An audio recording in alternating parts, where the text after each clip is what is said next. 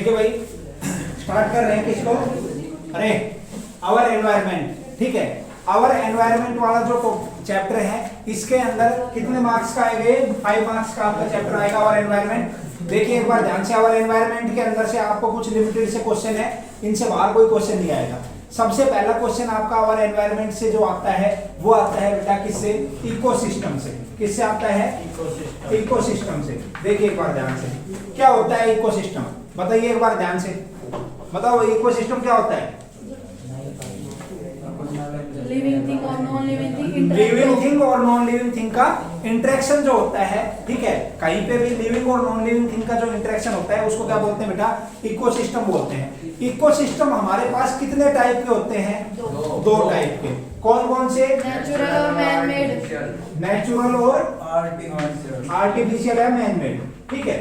देखिए एक बार ध्यान से, अब नेचुरल, आर्टिफिशियल या मैनमेड जिसको हम कह रहे हैं, नेचुरल इकोसिस्टम हमारे पास 2 टाइप के होते हैं। कितने टाइप के होते हैं, 2 टाइप के। कौन कौन से होते हैं भाई, एक बार देखिए एक बार ध्यान से। नेचुरल के अंदर हमारे पास एक होता है एक्वेटिक और एक होता है बेटा कौन सा, टेरेस्ट्रियल। कौन सा होता है, एक होता है एक्वेटिक और दूसरा होता है हमारे पास टेरेस्ट्रियल। एक्वेटिक इकोसिस्टम के एग्जांपल बताइए, पॉन्ड, लेक, रिवर, ठीक है, ये हमारे पास एक्वेटिक के एग्जांपल है। टेरेस्ट्रियल के डेजर्ट, फॉरेस्ट, ठीक है, ग्रासलैंड वगैरह, ये हमारे पास किसके एग्जांपल है, टेरेस्ट्रियल के एग्जांपल है। जैसे डेजर्ट हो गया, फॉरेस्ट हो गया और ग्रासलैंड हो गया। नमन, मतलब कोई चीज एक बार कहने के बाद तू चुप रहे, सीधा हो जा, सीधा हो जा, मत बता किसी को भी, अपना काम से काम रख। देखो एक बार ध्यान से, एक्वेटिक और टेरेस्ट्रियल। अब उसके बाद आता है हमारे पास आर्टिफिशियल। आर्टिफिशियल से क्वेश्चन बनता है बेटा, ठीक है। जैसे आर्टिफिशियल इकोसिस्टम मतलब जो ह्यूमन बीइंग जो है वो अपने बेनिफिट के लिए, समझिए एक बार क्वेश्चन को, ह्यूमन बीइंग अपने बेनिफिट के लिए जिस इकोसिस्टम को डिजाइन करे और उस इकोसिस्टम को डिजाइन करने के बाद, जब जिस इकोसिस्टम को डिजाइन कर रहे हैं उसके बाद जब उनका काम खत्म हो जाए तो वो उसको क्या कर देते हैं, डिस्ट्रॉय कर देते हैं, ठीक है। तो artificial ecosystem is self regulated and self sustained by human being, ठीक है, for their own benefit. And natural ecosystem is self regulate and self sustained by the nature उसको सेल्फ रेगुलेट करता है और सेल्फ सस्टेन करता है। अब artificial के अंदर अगर हम बात करें तो हमारे पास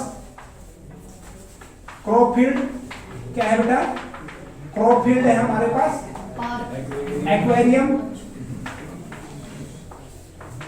गार्डन या कोई भी पार्क, ये सब किसने, ह्यूमन बीइंग ने अपने बेनिफिट के लिए स्टार्ट किए। भाई क्रॉप फील्ड है वो ह्यूमन बीइंग अपने बेनिफिट के लिए स्टार्ट करता है, बाद में जब उसका यूज नहीं होता तो वो उसको क्या कर देता है, डिस्ट्रॉय कर देता है। उसी तरीके से एक्वेरियम जो है उसी तरीके से क्या है बेटा, गार्डन है और पार्क है, ये हमारे पास किस में आते हैं, इकोसिस्टम के अंदर आते हैं। तो आपको यहां से क्वेश्चन कैसे मिलेगा बेटा, एमसीक्यू क्वेश्चन आपको यहां से कैसा मिलेगा, एमसीक्यू क्वेश्चन मिलेगा आपको किससे, अवर एनवायरनमेंट वाले टॉपिक से।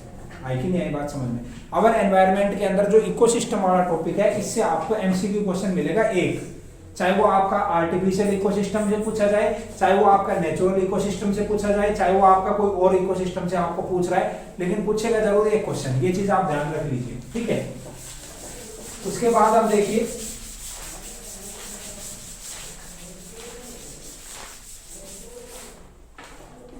हमारे पास जो नेक्स्ट टॉपिक आता है इसके बाद वो आता है बेटा हमारे पास ट्रॉपिक लेवल का।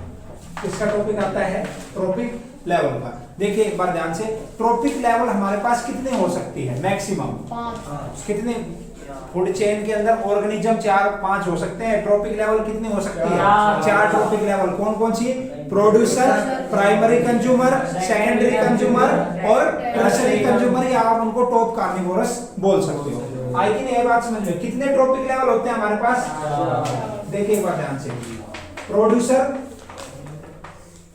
उसके अलावा प्राइमरी कंज्यूमर, सेकेंडरी कंज्यूमर और टेरिटरी कंज्यूमर, ये हमारे पास 4 ट्रॉपिक लेवल हमारे पास बेसिकली होती है।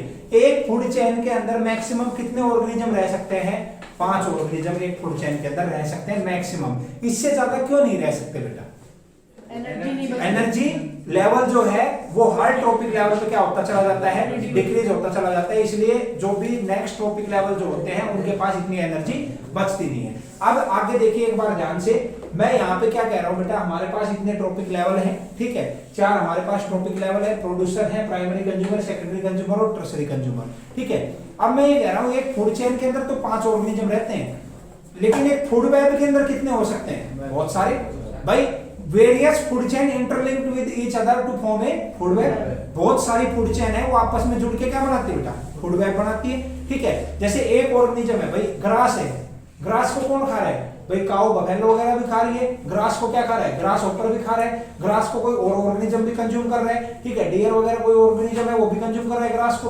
तो वो एक तरीके से क्या है बेटा, फूड वेब है, मतलब various food chain interlinked with each other is known as food web. अब यहाँ पे देखिए एक बार समझिए इस चीज क्वेश्चन को।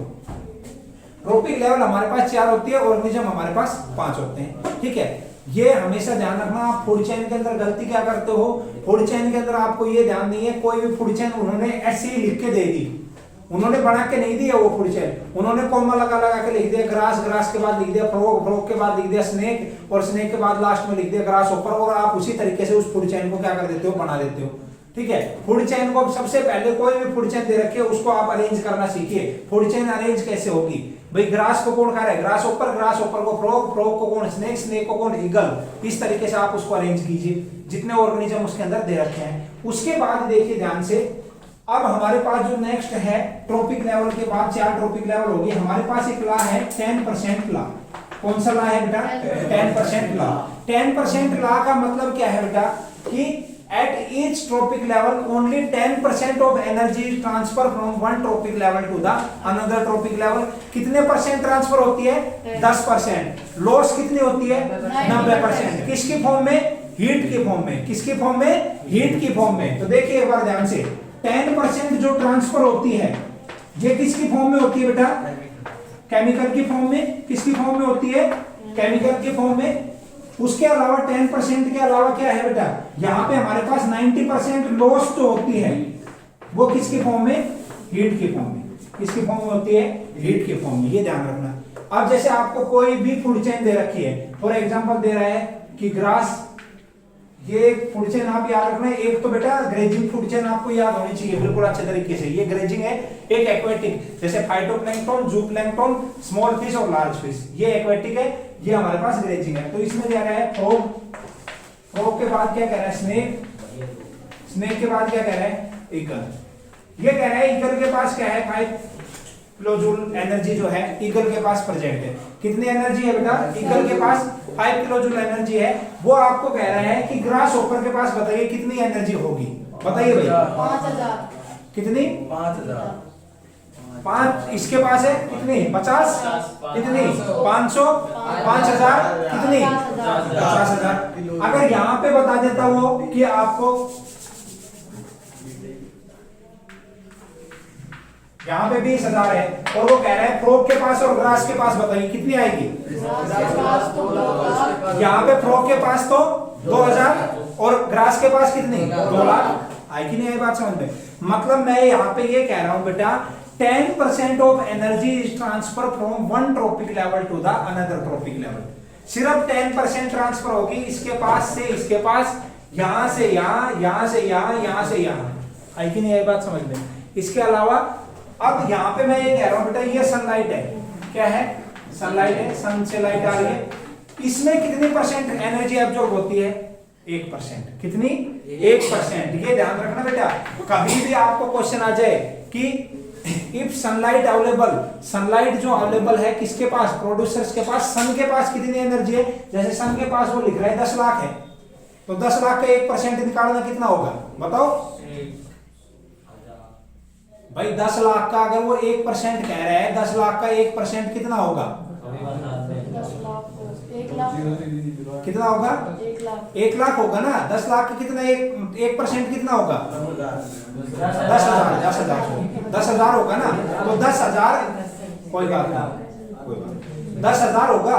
10,000 अगर जो हमारे पास जो है वो किसके पास प्रेजेंट है, ग्रास के पास, ठीक है। तो फिर उसके बाद अगर यहाँ पे 10,000 है तो फिर वो 10% लगेगा, फिर यहाँ पे 10,000 से कितनी होगी 1000 से फिर कितनी 100 और 100 से फिर कितनी 10 और 10 से कितनी 1 आई कि नहीं आई बात समझ में। तो ये ध्यान रखना बेटा, हमेशा कभी भी कंफ्यूज पता है क्या कब होते हैं बच्चे, जैसे उसने कह दिया कि सन के पास कितनी है, सन इतनी प्रोवाइड कर रहा है प्रोड्यूसर्स को, अगर वो कह रहा है कि प्रोड्यूसर्स के पास प्रेजेंट इतनी है या प्लांट के पास इतनी प्रेजेंट है, तब तो आप 10% लगाओगे, नहीं तो आप 10% जो है, अगर सन से आप 10% मत लगाना, सन से कितनी 1%, ठीक है। How much solar radiation is absorbed by the plant from the sunlight, तो 1%, कितनी परसेंट सोलर रेडिएशन 1%, एनर्जी कितनी ट्रांसफर होती है 10%। आई कि नहीं आई बात समझ में, क्लियर हुआ कि नहीं हुआ भाई ये टॉपिक। अब देखिए एक बार ध्यान से, प्रोड्यूसर जो होते हैं उनके पास हमेशा कौन से ऑर्गेनिज्म होते हैं, ऑटोट्रोप्स। कौन से होते हैं बेटा, ऑटोट्रोप्स, मतलब जो अपना फूड खुद से बना सकते हैं, चाहे उसके अंदर प्लांट हो, चाहे उसके अंदर सीरियल प्लांट्स हो कोई भी, चाहे उसमें ग्रास हो, चाहे उसमें सीड हो, वो सब अपना फूड जो खुद बनाते हैं वो हमेशा प्रोड्यूसर लेवल पे मिलेंगी, ठीक है। आई कि नहीं आई बात समझ में। एक आपको क्वेश्चन बहुत बार आया हुआ है और आ भी सकता है, आप भी क्वेश्चन आपका आ सकता है, ठीक है। क्या क्वेश्चन आ सकता है समझिए एक बार, सुनिए एक बार ध्यान से। जैसे आपको कोई 3-4 ऑर्गेनिज्म दे दिए, 6-7 ऑर्गेनिज्म दे दिए, एक एग्जांपल ले लेते हैं, उसके अंदर आपको ये पूछ रहा है, आपको क्वेश्चन आया हुआ भी है, which of the following food chain is most advantageous in the terms of the energy। इनके टर्म्स ऑफ एनर्जी में जिसमें आपको ह्यूमन बीइंग को इंक्लूड करना है, ह्यूमन बीइंग के लिए कौन सी food chain terms of energy में सबसे बेनिफिशियल है। बेटा जो सबसे छोटी फूड चेन बनेगी वो सबसे बेनिफिशियल है।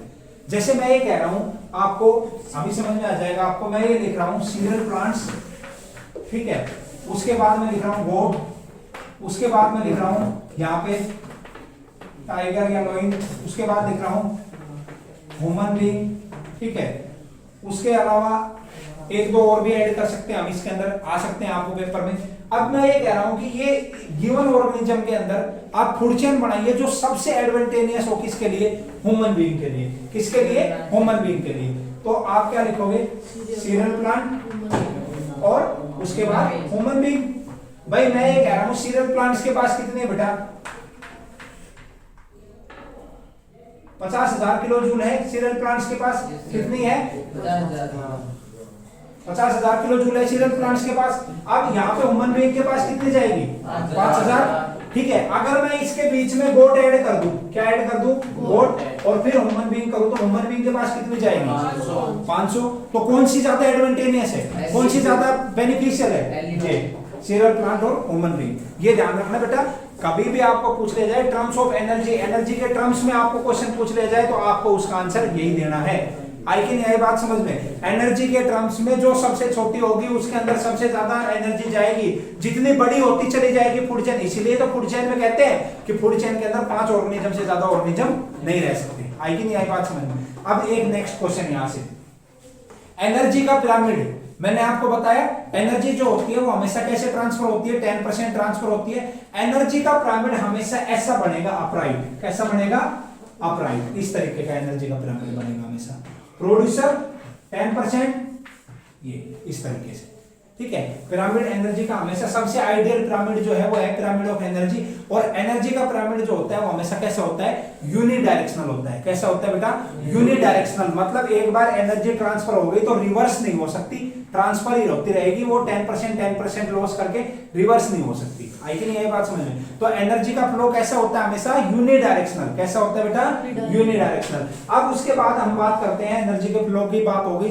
अब हम एक टर्म की बात करते हैं जिसको बोलते हैं हम बायोमैग्निफिकेशन। क्या बोलते हैं, बायोमैग्निफिकेशन।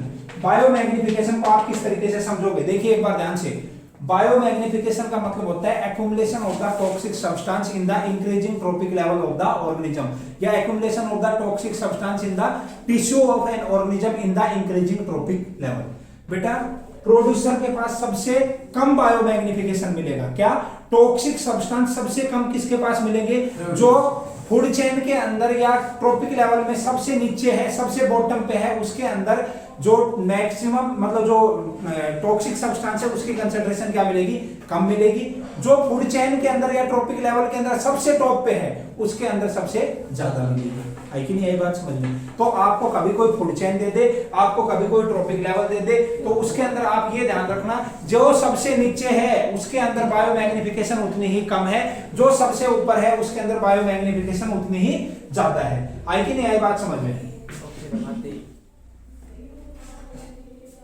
चार्ज लगाओ। कोई बात नहीं, कितना परसेंट है? 2। इतना हो गया। देखो आप ध्यान से एक बार, अब यहाँ पे हमारे पास जो है, इसको क्लोज कर देंगे बस, बंद कर